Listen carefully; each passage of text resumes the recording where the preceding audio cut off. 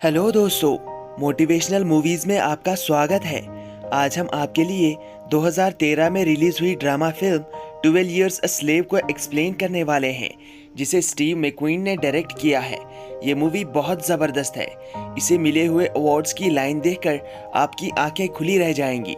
इस मूवी को IMDb पर 8.1 आउट ऑफ 10 की रेटिंग मिली है और आप सभी को पता है कि 8.1 की रेटिंग मिलना कोई बच्चों का खेल नहीं है।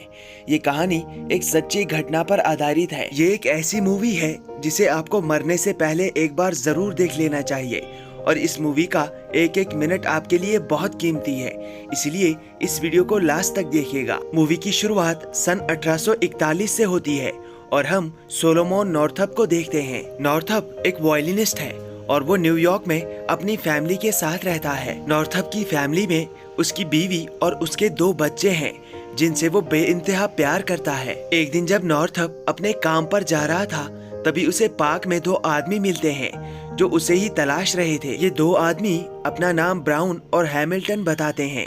वो नॉर्थअप को वॉशिंगटन DC में कुछ टाइम के लिए एक जॉब ऑफर करते हैं। नॉर्थअप जब उनके साथ खाना खाने के लिए जाता है तो ये दोनों आदमी उसके खाने में ड्रग्स मिला देते हैं, जिसकी वजह से नॉर्थअप बेहोश हो जाता है और ब्राउन और हैमिल्टन नॉर्थअप को किडनैप करके एक स्लेव पेन चलाने वाले आदमी के पास ले आते हैं। इस आदमी का नाम जॉन बर्च होता है।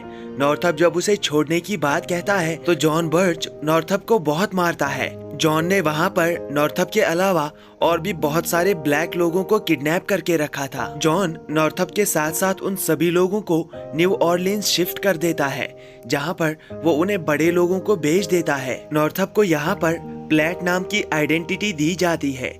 नॉर्थअप को एक बहुत बड़े जमींदार विलियम फोर्ड को बेच दिया जाता है। विलियम फोर्ड नॉर्थअप के काम से इम्प्रेस हो जाता है, इसीलिए वो नॉर्थअप को एक वायलिन गिफ्ट करता है। विलियम फोर्ड के पास एक कारपेंटर काम करता है जिसका नाम जॉन टिबीट्स है।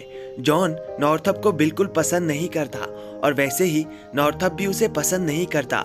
इन दोनों के बीच किसी बात को लेकर कहासुनी हो जाती है। जॉन नॉर्थअप को मारने की कोशिश करता है, लेकिन नॉर्थअप अपने हाथ खोल देता है। वो जॉन टिबीट्स को बहुत मारता है, लेकिन कुछ देर बाद वहाँ पर जॉन टिबीट्स के आदमी नॉर्थअप को पकड़कर एक पेड़ के साथ लटका देते हैं। वो उसे बहुत दर्द देते हैं। वो उसकी जान लेना चाहते थे, लेकिन वो उसे दर्द में ही छोड़ देते हैं। कुछ देर बाद वहाँ पर विलियम फोर्ड आ जाता है और वही नॉर्थअप की जान बचा लेता है। वो नॉर्थअप को अपने घर के अंदर ले आता है। नॉर्थअप विलियम को उसकी मदद करने के लिए कहता है, लेकिन विलियम कहता है कि मैं तुम्हारी मदद नहीं कर सकता। विलियम फोर्ड को पता था कि अगर नॉर्थअप यहाँ रहेगा तो जॉन टिबीट्स के लोग उसे मार देंगे, इसीलिए वो उसे एक और आदमी को बेच देता है जिसका नाम एप्स होता है। एप्स के पास भी ऑलरेडी बहुत सारे गुलाम होते हैं जो उसके खेतों से रुई उठाने का काम करते हैं, लेकिन एप्स अपने गुलामों पर बहुत जुल्म करता है। वो एक सैडिस्ट होता है। एप्स के पास पैट्सी नाम की एक लड़की भी होती है। एप्स हमेशा उस लड़की के साथ जबरदस्ती करता है और इस बात से एप्स की बीवी बहुत जलती है। इस बात को लेकर वो पैट्सी पर बहुत जुल्म करती है, यानी पैट्सी को दोनों तरफ से मार खानी पड़ती है। वहाँ पर रहते रहते नॉर्थअप की पैट्सी के साथ बहुत गहरी दोस्ती हो जाती है। कुछ टाइम गुजरने के बाद नॉर्थअप की रुई की खेती को कॉटन वर्म्स पूरी तरह से डिस्ट्रॉय कर देते हैं, इसीलिए उसके पास काम नहीं बचता। वो अपने गुलामों को एक दूसरे जमींदार को किराए पर दे देता है। नॉर्थअप वहाँ पर बहुत मेहनत से काम करता है और वो उस जमींदार का दिल जीत लेता है। उसका नाम जज टर्नर होता है। जज को पता चलता है कि नॉर्थअप वायलिन बजाता है, इसीलिए वो उसे अपने नेबर्स की एंगेजमेंट में वायलिन बजाने के लिए कहता है। वहाँ पर नॉर्थअप वायलिन बजाता है। सबको उसका वायलिन बजाना पसंद आता है, इसीलिए वहाँ पर उसे कुछ पैसे भी मिलते हैं। अब सीजन खत्म हो जाता है और नॉर्थअप के साथ साथ बाकी सभी गुलाम वापस एप्स के पास आ जाते हैं, लेकिन अब की बार एप्स के गुलामों में एक और गुलाम ऐड हो गया था जिसका नाम आमसी होता है। आमसी एक वाइट होता है। रात में नॉर्थअप आमसी से मिलने जाता है। उसे पता था कि आमसी उसकी मदद कर सकता है। वो उस एंगेजमेंट में कमाए हुए पैसे आमसी को दे देता है और उससे कहता है कि इसके बदले तुम मेरे दोस्तों को एक लेटर लिखना और उन्हें मेरे बारे में बता देना कि मैं यहाँ हूँ। आमसी इसके लिए तैयार हो जाता है, लेकिन नॉर्थअप के जाने के बाद आमसी उसे धोखा दे देता है। वो लेटर के बारे में एप्स को बता देता है। एप्स नॉर्थअप के पास आता है।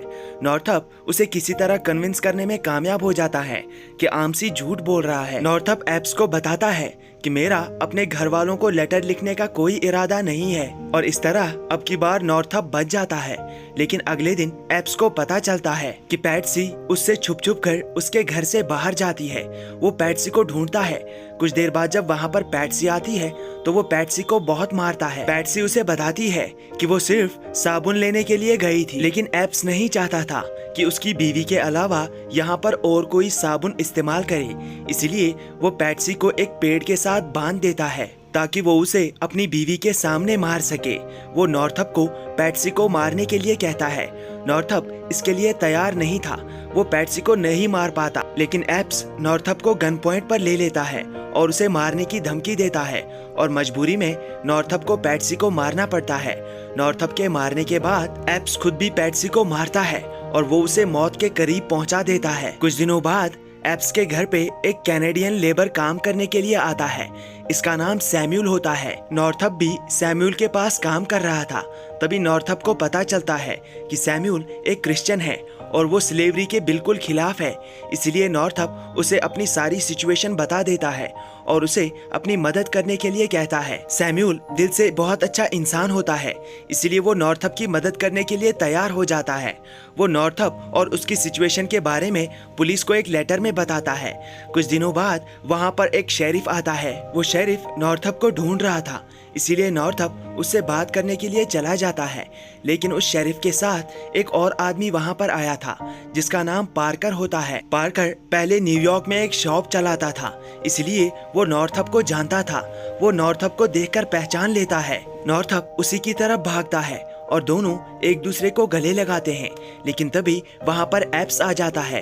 एप्स उन्हें बताता है कि ये नॉर्थअप नहीं बल्कि प्लैट है, लेकिन शेरिफ और उसका कंपेनियन मिस्टर पार्कर ये मानने से मना कर देते हैं और नॉर्थअप को अपने साथ ले जाने के लिए तैयार हो जाते हैं। लेकिन जाने से पहले नॉर्थअप पैट्सी से मिलता है और उसे बहुत ही इमोशनल वे में गुड बाय कहता है।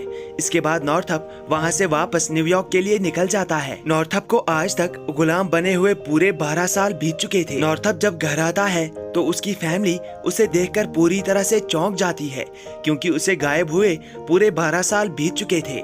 नॉर्थअप के बच्चे अब बड़े हो गए थे।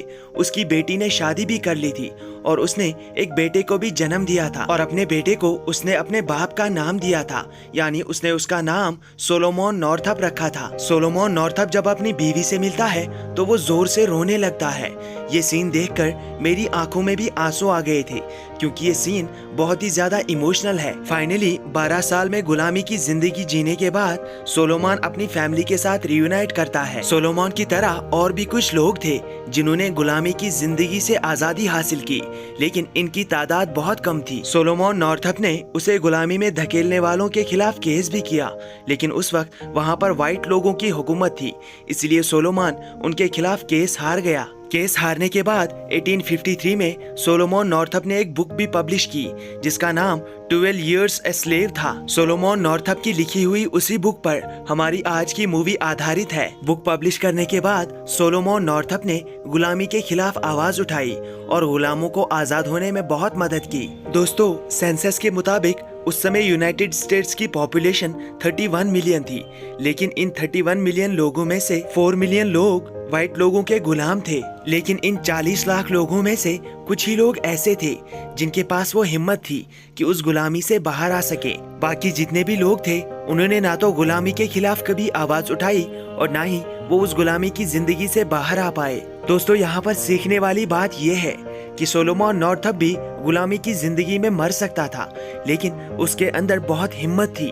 उसी हिम्मत ने उसे गुलामी की जिंदगी से बाहर निकाला। अगर सोलोमन नॉर्थअप भी बाकी लोगों की तरह हिम्मत हार जाता तो वो भी गुमनामी और गुलामी की जिंदगी में मर जाता, लेकिन उसने अपने ऊपर हो रहे जुल्म के खिलाफ आवाज उठाई, इसलिए आज उसका नाम इतिहास के पन्नों में दर्ज है। दोस्तों, किसी पर जुल्म करना बहुत बड़ा गुनाह है, लेकिन आप पर हो रहे जुल्म के खिलाफ आवाज न उठाना उससे भी बड़ा गुनाह है।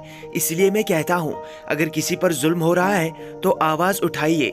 बस आज के लिए इतना ही। इस वीडियो को लास्ट तक देखने के लिए आप सभी दोस्तों का बहुत बहुत शुक्रिया। आप लोगों से फिर मुलाकात होगी अगली वीडियो में। तब तक के लिए मुझे इजाज़त दीजिए। Thank you, take care and good bye.